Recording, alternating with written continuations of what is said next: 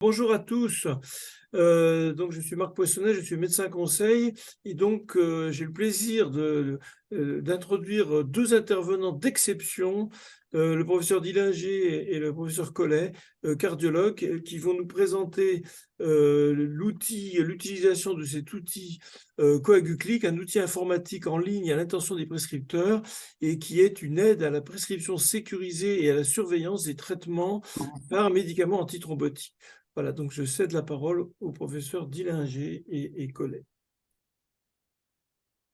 Oui, bonsoir Jean-Philippe, bonsoir à tous. Bonsoir à Donc, on tous. est ravi de vous accueillir ce soir et de vous présenter donc l'outil Coaguclic avec l'illustration de deux cas cliniques qu'on a voulu relativement de pratique quotidienne.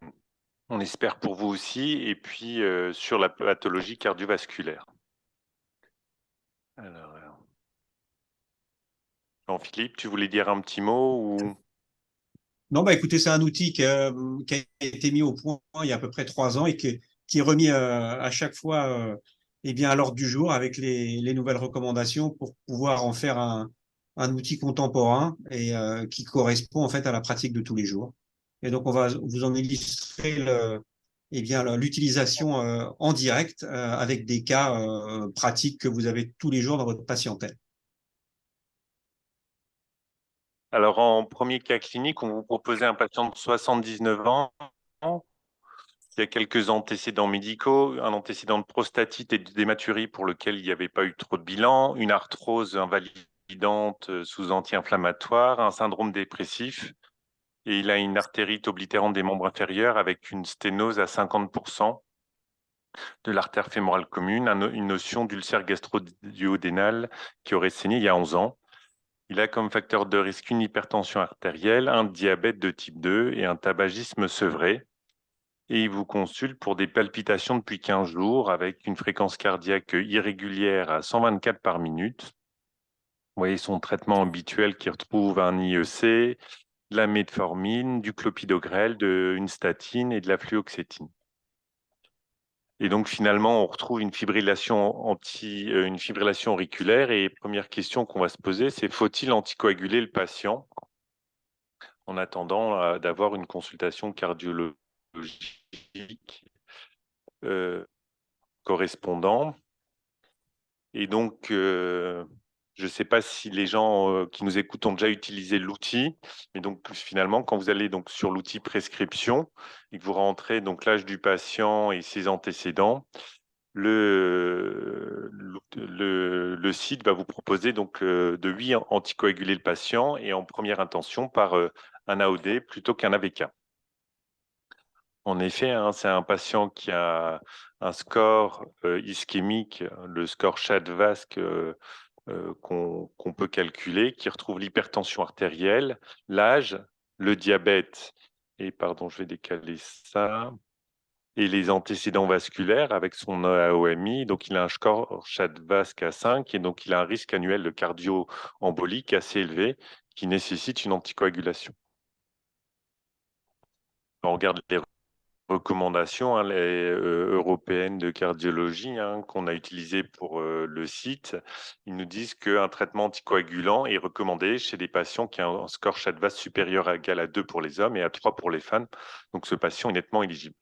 Alors, il y a une première question qui nous vient de l'auditoire qui est pourquoi l'antivitamine K est en seconde intention. J'avais la notion que l'AOD et AVK étaient équivalentes.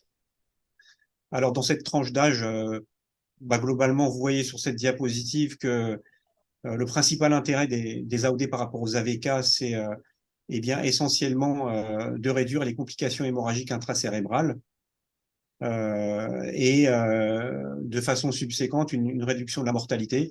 Donc, dans cette indication particulière de la fibrillation atriale, on met les AOD plutôt en première intention par rapport aux AVK et c'est quelque chose qui maintenant est passé dans la pratique de tous les jours. Donc, vous voyez ici des données sur la méta-analyse.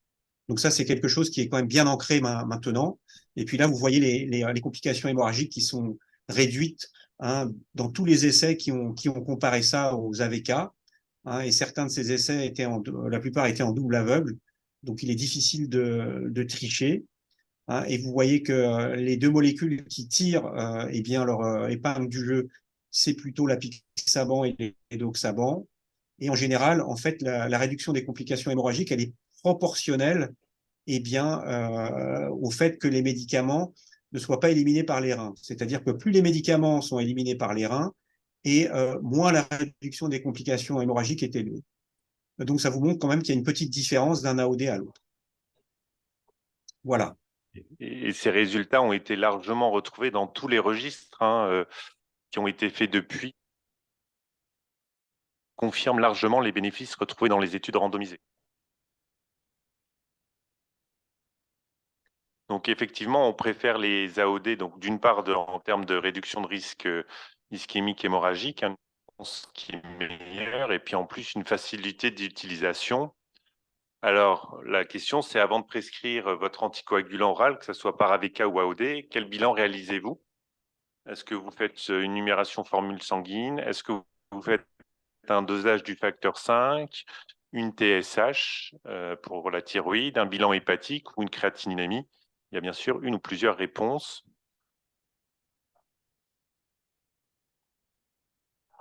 Je te laisse prendre les questions, Jean-Philippe. Moi, je ne vois pas le Ouais. chat. Alors, j'ai une autre question, c'est certains AOD peuvent-ils être prescrits sans eh bien, la connaissance du début de filtration glomérulaire? Donc, la réponse, c'est non, parce que je veux dire, c'est quand même un très bon intégrateur du risque hémorragique, le débit de filtration glomérulaire, donc il faut le connaître.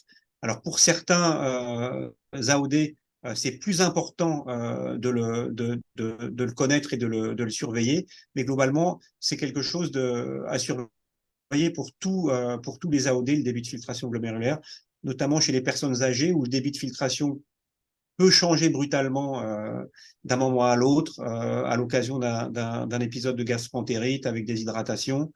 Et donc, ça peut entraîner des surdosages, notamment pour les médicaments qui sont davantage éliminés par le rein, comme par exemple pour le rivaroxaban ou d'autres.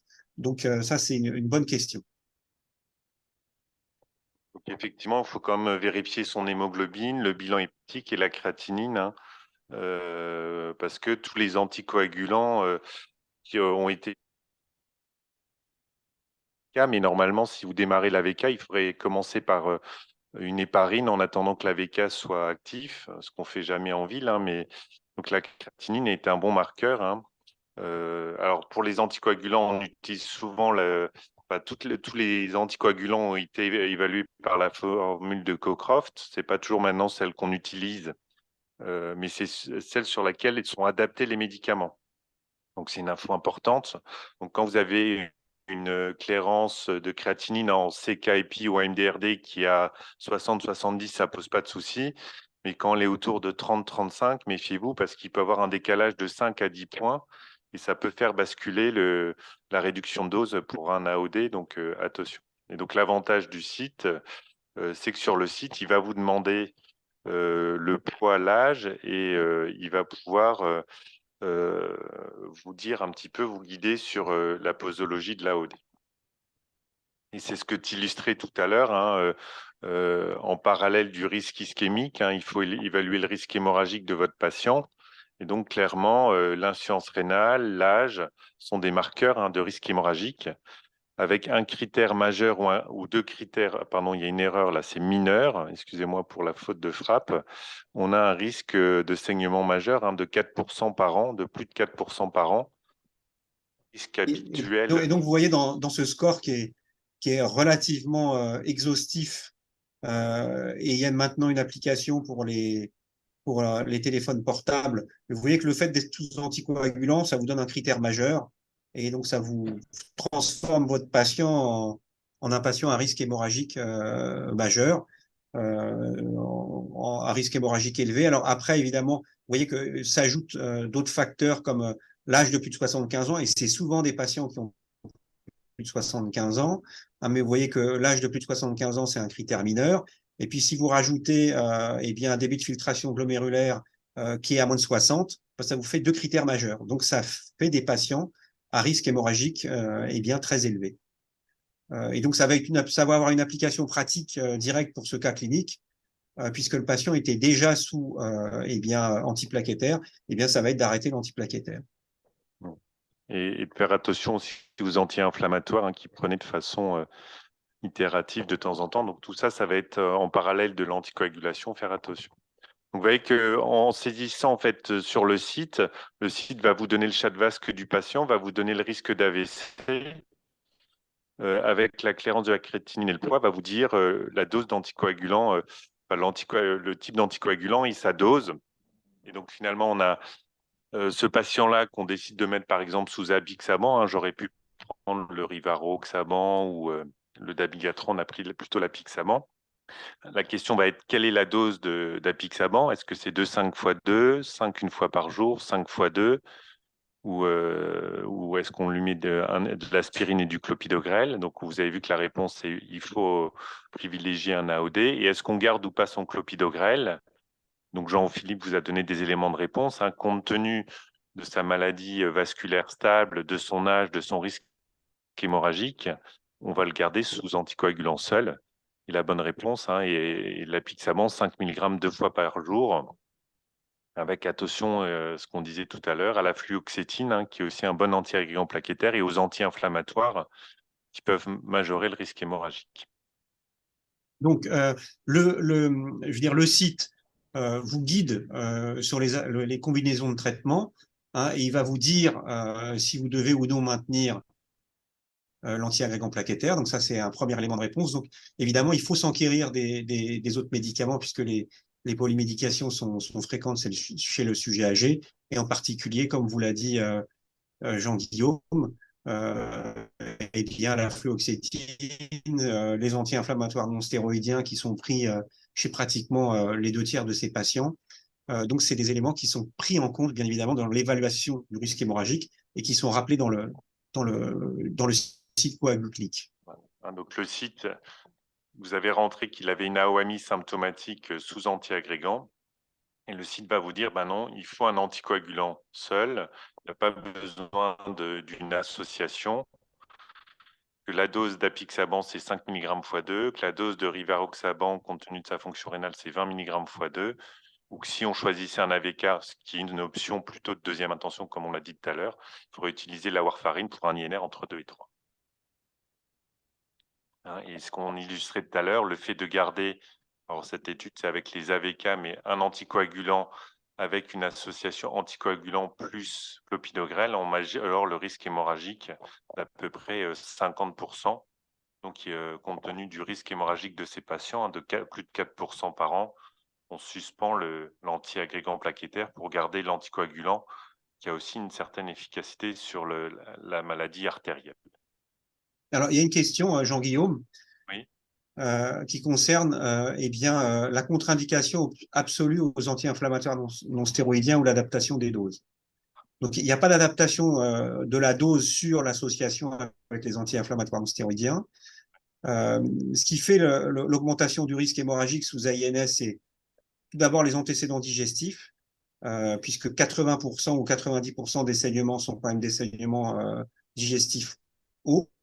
Donc, les patients qui ont des antécédents digestifs hauts et qui vont être mis sous anticoagulants, il faut une protection digestive, et il faut absolument tout faire pour éviter les traitements au long cours par anti-inflammatoires non stéroïdiens, en particulier plus de 3 mois par an.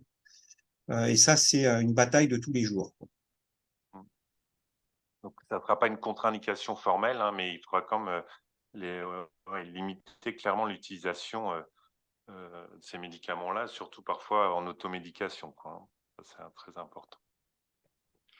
Alors, malgré toutes vos précautions, vous voyez que ce n'est pas toujours facile, puisque quelques mois après, malgré nos précautions, il signale une hématurie.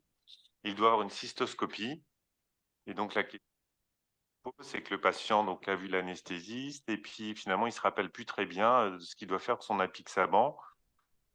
Qu'est-ce que vous lui dites? Est-ce que vous faites un relais par HBPM? Est-ce que vous faites un relais par AVK? Est-ce que vous arrêtez l'apixaban 5 jours avant? Est-ce que vous l'arrêtez 24 heures avant? Ou est-ce que vous lui dites non, prenez comme d'habitude?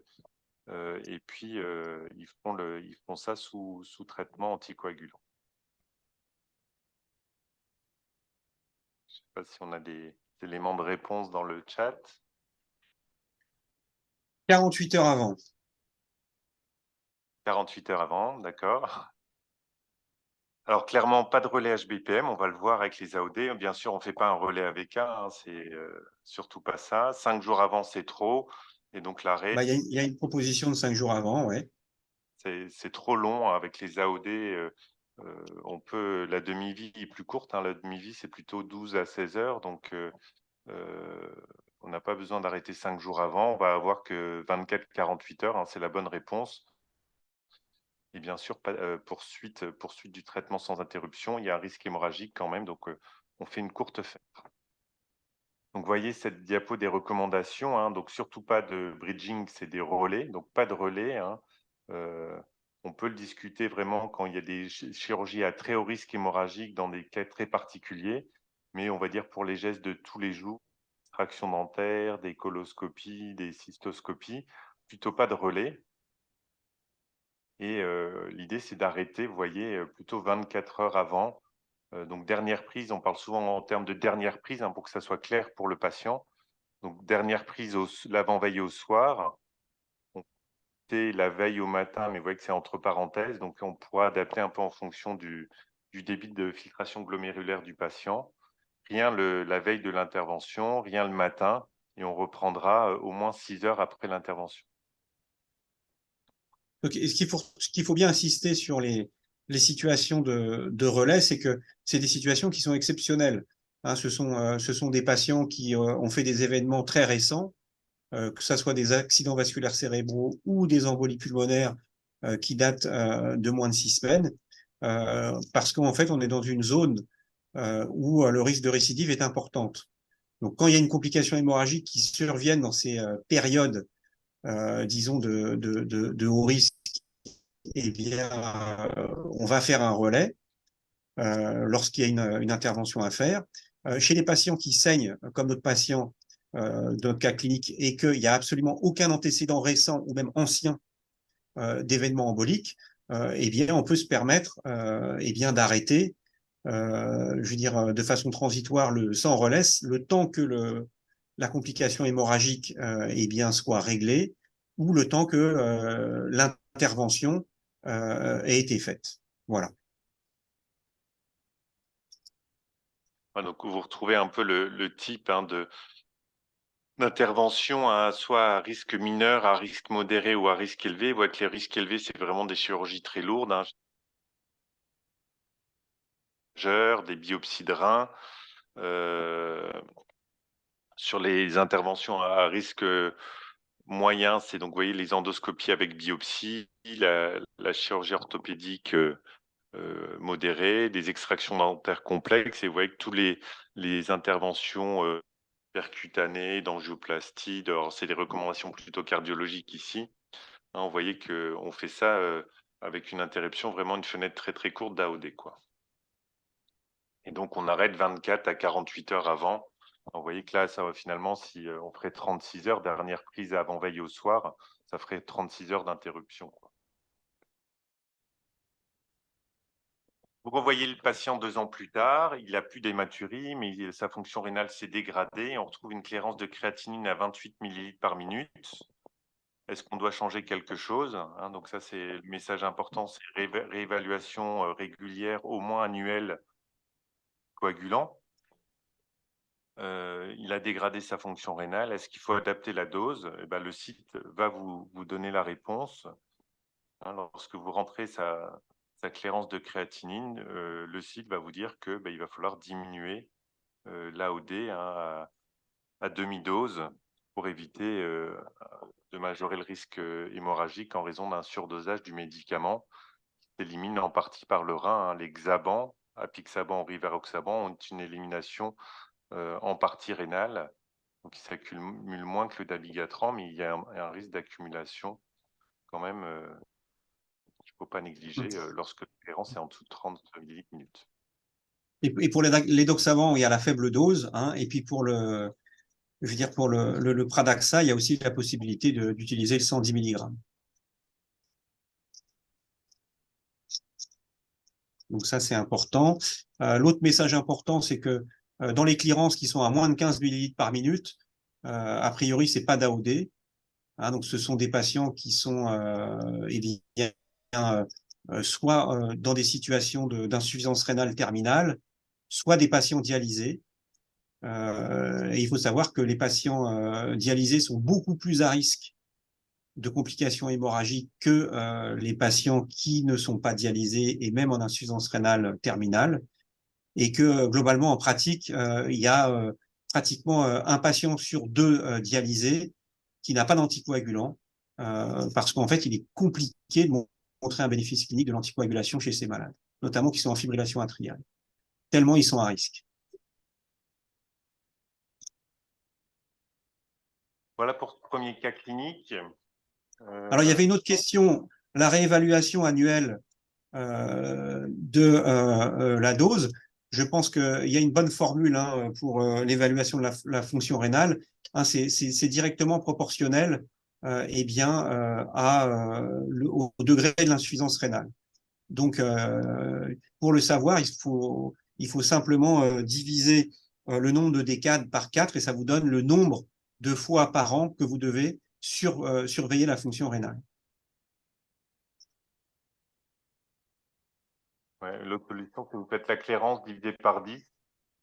Oui, ou la clairance divisée par 10. Oui. Ça fait, par exemple, 30 de clairance tous les 3 mois, 60 de clairance tous les 6 mois, 80 de clairance 1 à 2 fois par an, quoi. Et n'hésitez pas donc à réévaluer ce traitement. On voit souvent des patients pour lesquels la dose n'a pas été remise en question. On voit la fonction rénale qui se dégrade ou l'hémoglobine et en fait, on aurait pu ou dû adapter la dose. Voilà pour ce premier cas clinique sur l'anticoagulation. On vous propose un deuxième, un petit peu plus rapide, qui va reprendre aussi quelques notions, mais plutôt sur donc les antiagrégants plaquettaires. Une patiente de 71 ans, hypertendue dyslipidémique, qui sous ramipril pravastatine et qui fait un épisode d'angor instable avec même élévation de troponine, donc un syndrome coronaire aigu, qui est hospitalisé et qui bénéficie d'une angioplastie sur la coronaire droite. Alors finalement, elle sort de l'hôpital, elle oublie son ordonnance et vous n'avez pas encore le compte-rendu. Quelle serait votre attitude concernant la bi-antiagrégation plaquettaire? Est-ce que vous feriez aspirine clopidogrel, aspirine pixaban, aspirine prasugrel, aspirine ticagrelor ou clopidogrel rivaroxaban? Vous voyez que c'est une des problématiques maintenant qu'on a, c'est que finalement, on commence à avoir beaucoup de molécules et donc il y a beaucoup de combinaisons possibles. Alors, le QCM est posé de façon à vous aider un peu puisqu'on parle de bi-antiagrégation plaquettaire. Donc, il n'y a pas de place pour les AOD dans le syndrome coronaire aigu en pratique courante. Donc, finalement, on va avoir une des 3 options ici de aspirine clopidogrel, aspirine prasugrel ou aspirine ticagrelor. Alors, qu'est-ce qu'on a comme info chez elle? Un peu supplémentaire, toujours important de regarder. Elle a une hémoglobine à la limite inférieure, un peu en dessous de 12 grammes. Elle n'a pas d'antécédent hémorragique. Elle n'avait pas d'antécédent digestif. Elle a une HTA à contrôler, pas d'insuffisance rénale et on a vérifié qu'il n'y avait pas d'autres médicaments. Et donc, finalement, on utilise chez ces patients-là. Donc, si vous êtes perdu, que vous ne savez pas, que vous n'arrivez pas à avoir votre cardiologue correspondant, hein, vous voyez que le site va vous dire maladie coronaire, syndrome coronaire aigu, revascularisation percutanée. Et donc, les antiagrégants proposés, finalement, si vous faites un des 3, vous ne vous trompez pas, que vous fassiez aspirine clopidogrel ou aspirine prasugrel ou aspirine ticagrelor. Chez cette patiente, il n'y a pas de contre-indication à l'un des 3 traitements. En pratique, chez une patiente comme ça, souvent, elle va sortir la plupart du temps sous aspirine ticagrelor. Ticagrelor qui a peut-être un risque hémorragique un tout petit peu moindre chez le patient un petit peu âgé, comme chez elle, 71 ans, même si c'est au-delà de 75 ans qu'on est plus précautionneux avec le prasugrel. On va plutôt préférer les nouvelles molécules tout de suite après le syndrome coronaire aigu par rapport au clopidogrel. Mais les 3 réponses, vous voyez, peuvent se discuter. Elle était sortie sous ce traitement-là. Bon, souvent, Alors, il y a une question qui concerne la gestion des antiagrégants qui dit que c'est très compliqué et repose souvent sur l'avis du cardiologue. Ça, c'est vrai. Mais ce qu'il faut retenir, c'est que par défaut, après un syndrome coronarien aigu, la durée de la bithérapie, c'est plutôt 1 an. Et puis ensuite, vous pouvez utiliser exactement les mêmes scores qui sont dans Coaguclic, comme par exemple eh bien, le score ARC-HBR. Et à partir du moment où vous considérez qu'il y a un risque hémorragique élevé, eh bien, vous pouvez réduire la bithérapie eh bien, à 3 mois et utiliser les molécules qui sont les moins hémorragipares, et en particulier le clopidogrel. Donc, c'est assez pragmatique pour pouvoir en fait vous guider, en tout cas dans les premières semaines, si vous n'avez pas de cardiologue sous la main, pour savoir ce qu'il faut faire. Vous allez voir, on va l'illustrer après. On est d'accord que cette question 1, c'était pour introduire un petit peu le cas clinique et souvent la mise en route de la bière anti-agrégation plaquettaire, elle est faite à l'hôpital et donc souvent vous aurez le patient partira sous un traitement, un des 3 là, et le plus souvent le vert. Et donc on va avancer. Elle sort de l'hôpital sous aspirine et Brilique et puis vous la revoyez 2 mois après. Elle se plaint quand même d'épistaxis depuis 2 mois. Elle a eu 2 épisodes importants, dont un où elle a été méchée, une hémoglobine à 10,8 g. C'est là où peut-être que de temps en temps, vous n'osez pas trop prendre de décision et que vous appelez le cardiologue. Mais on va voir qu'avec le site, vous pouvez adapter un peu le traitement. Quelles seraient vos options? Est-ce que vous dites, bah, elle était sous aspirine ticagrelor, j'ai peur d'enlever le ticagrelor, donc du coup, je mets aspirine clopidogrel. Je fais de l'aspirine seule parce que finalement, ça fait 2 mois qu'elle a fait son syndrome coronarien aigu. J'arrête tout, je mets du clopidogrel. Je touche à rien, je laisse le même traitement ou j'arrête tout.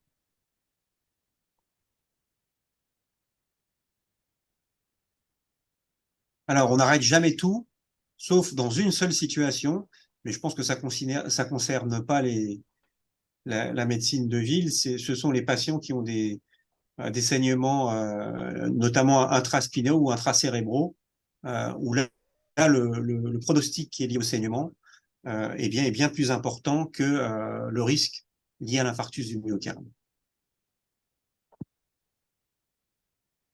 Donc, vous allez voir, en fait, le site va se baser un petit peu sur ces recommandations-là, qui vous disent que finalement, bah, après un syndrome coronarien aigu, on va démarrer le traitement et qui va dépendre sur le risque hémorragique de votre patient.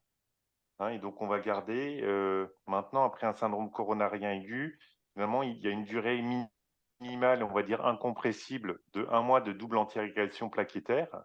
Et après, on va s'adapter. Idéalement, c'était 12 mois, comme le disait Jean-Philippe tout à l'heure, mais qu'on peut raccourcir à 3 mois voire à 1 mois chez des patients à très haut risque hémorragique.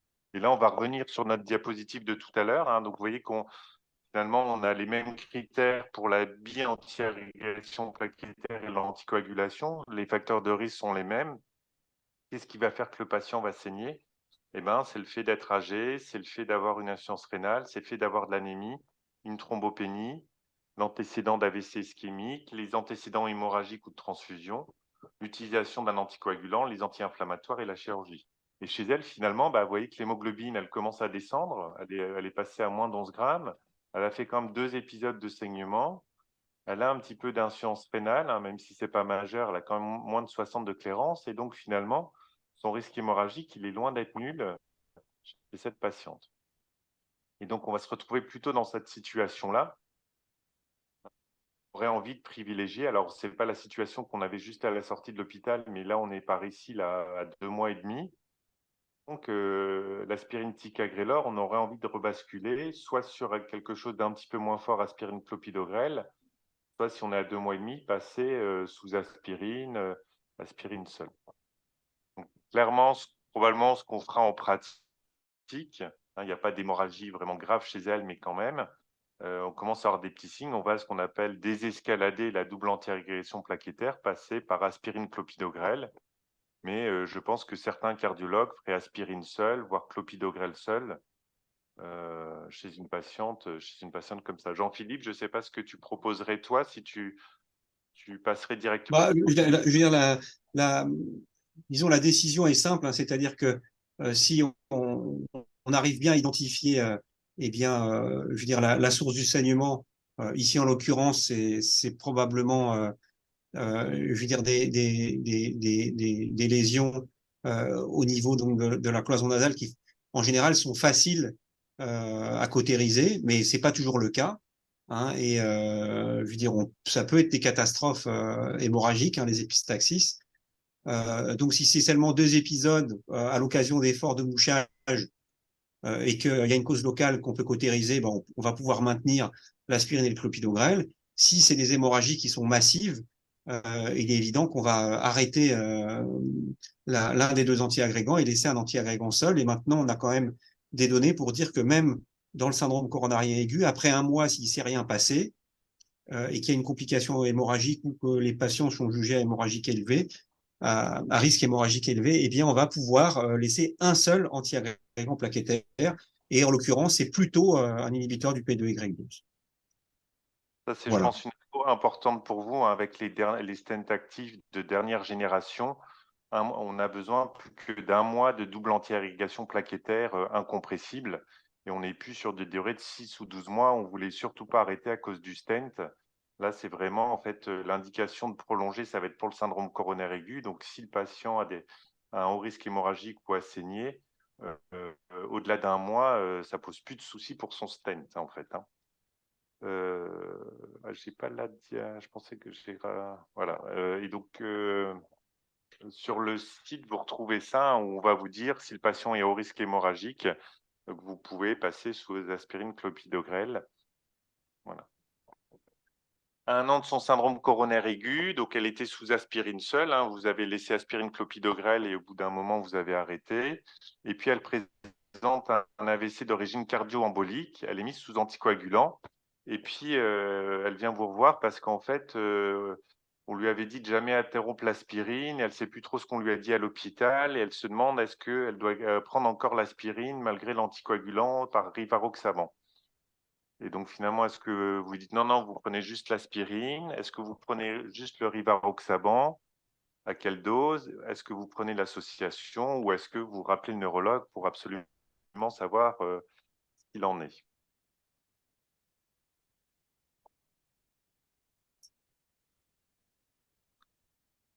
Alors voilà voilà sur quoi est basé le site. Le site vous dit que chez les patients, donc là c'est dans l'AFA, hein, mais pour l'AVC, pour les autres causes d'anticoagulation, il faut retenir que c'est le même raisonnement. Au-delà de 12 mois du syndrome coronaire aigu, lorsqu'on a une maladie coronaire stable, on doit anticoaguler le patient, l'anticoagulant seul suffit. Et sauf des situations très exceptionnelles, on a plutôt tendance à arrêter les antiagrégants plaquettaires pour garder que l'anticoagulant. Donc, ces informations-là, maladie coronaire, on passe sur une maladie coronaire stable au-delà d'1 an, hein, donc il n'y a pas eu de stent mis récemment. Elle a fait un accident vasculaire cérébral ischémique d'origine cardio-embolique. Et donc, le site va vous dire, c'est un anticoagulant seul. On se retrouve avec soit apixaban 5x2, soit rivaroxaban, soit l'AVK en deuxième intention, pour un peu comme on avait vu dans le cas clinique précédent. Hein, vous voyez que c'est une patiente qui est à la fois à risque hémorragique, mais aussi à risque ischémique, comme souvent nos patients. Puis elle a un score CHA2-VASc à 6 chez elle, avec un risque d'AVC qui est loin d'être négligeable, et on a vu qu'elle avait un risque hémorragique aussi important. Donc voilà, donc finalement, on utiliserait rivaroxaban, soit 20, soit 15 mg. Là, on partirait compte tenu de sa fonction rénale plutôt à 20, mais ça ne me choquerait pas non plus de lui mettre du 15 mg. Elle a une clairance qui était à 54, on l'a vu. Elle a quand même un risque hémorragique intermédiaire, mais on est un petit peu entre les deux. On partirait probablement plutôt sur du 20 chez elle, mais en tout cas, pas d'association, plutôt pas d'association anticoagulant, antiagrégant plaquettaire. Voilà, donc merci de la Donc, question. il faut rappeler que tous les AOD ne sont pas équivalents. Hein, et comme on le disait, je veux dire, en introduction, il y a des molécules qui font moins saigner que d'autres. Bon, ça, on l'a vu dans des grands registres, notamment des sécurités sociales de différents pays. Et l'apixaban, c'est quand même celui qui fait le moins saigner. Donc, il faut le rappeler, c'est pas forcément le meilleur anticoagulant, mais je pense que chez les patients qui sont à risque hémorragique, il faut y penser parce que souvent, les complications hémorragiques sont digestives hautes, hein, et en fait, c'est inversement proportionnel à l'élimination rénale de ces molécules. Donc, c'est important à rappeler. Voilà. Est-ce qu'il y a d'autres questions de l'auditoire?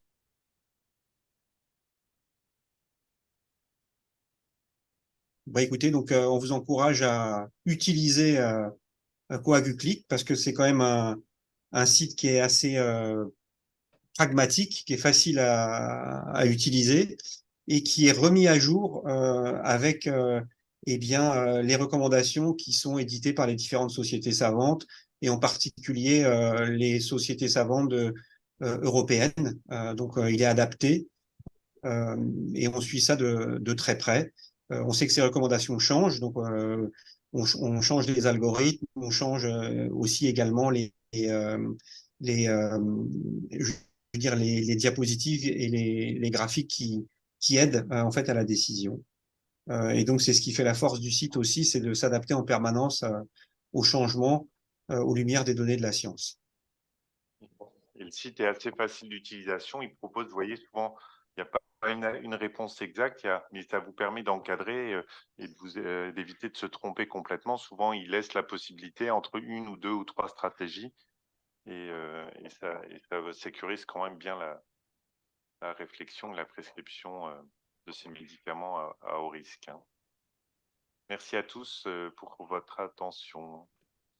Merci beaucoup. Merci, professeur Dillinger et professeur Collet. Très, très riche présentation, vraiment parfaite, vraiment, enfin, en ce qui me concerne. Eh bien, écoutez, on recommencera s'il faut.